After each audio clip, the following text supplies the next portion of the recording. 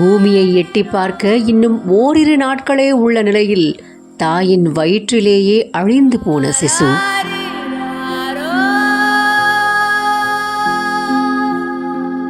டெலிவரிக்கு மருத்துவமனைக்கு செல்ல வேண்டிய இடத்தில் பிரேத பரிசோதனைக்காக மருத்துவமனைக்கு கொண்டு செல்லப்பட்ட கொடூரம்.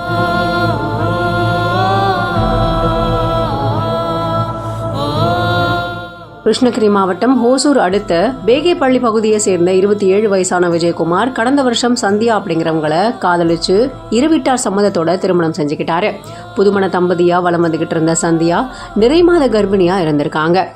இன்னும் 2 நாட்கள்ல பிரசவம் ஏற்படலாம் அப்படின்னு மருத்துவர்கள் தேதி குறிப்பிட்ட நிலையில 2 குடும்பத்திலையும் புதுவரவை வரவேற்க ரொம்ப ஆவலா காத்துக்கிட்டு இருந்திருக்காங்க. ஆனா எதிரிக்கு கூட இப்படி ஒரு சம்பவம் வரக்கூடாது அப்படின்னு நினைக்கிற வகையில இந்த சோகமான சம்பவம் அரங்கேறி இருக்கு. தனியார் நிறுவனத்துல விஜயகுமார் வேலை பார்த்துட்டு வந்துகிட்டு இருக்காரு. ஆன்லைன் ட்ரேடிங்ல பணம் முதலீடு செஞ்சு பல லட்சம் ரூபாய் நஷ்டம் அடைஞ்சிருக்கிறதா சொல்லப்படுது. இந்த நிலையில தான் கணவன் மனைவி 2 பேரும் சாப்பிட்டு தூங்க போன நிலையில காலையில 11 மணி ஆகியும் படுக்கறை கதவு திறக்கப்படாத இருந்த நிலையில சந்தியாவோட தாயார் படுக்கறை கதவை திறந்த போது நிறை மாத கர்ப்பிணி மகளும் மருமகனும் விபரீத முடிவெடுத்தது தெரிய வந்திருக்கு. இதை பார்த்து அதிர்ச்சியாகி இருக்காங்க. அது மட்டும் இல்லாம கத்தி கூச்சல் போட்டு எல்லாரையுமே கூப்பிட்டிருக்காங்க.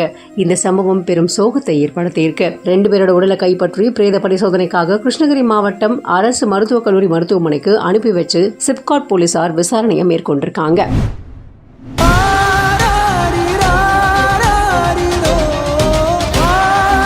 எதிர்பாராத விதமா இறந்த தன்னோட மகனோட கண்களாவது உயிர் வாழட்டும் அப்படின்னு இங்க ஒரு தந்தை கண்தானம் செஞ்சது பலரையுமே நிகழ்ச்சியில ஆழ்த்தியிருக்கு.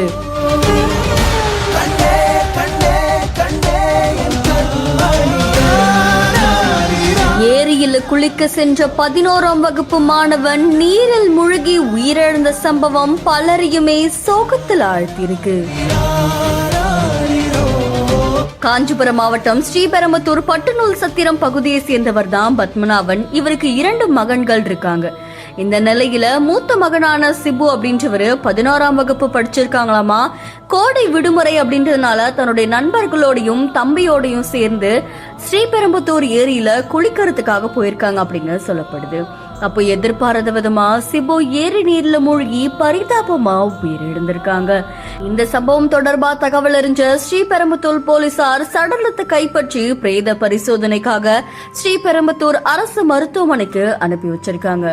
பிரேத பரிசோதனை செய்யறதுக்கு முன்னாடி தன்னுடைய மகனுடைய கண்களாவது உயிர் வாழட்டும் அப்படின்னு சொல்லி கண்ணீரோட சிபுவோடைய தந்தை பத்மநாபன் கண்தானம் செஞ்சது பலரையுமே கண் கலங்க வச்சிருக்கு.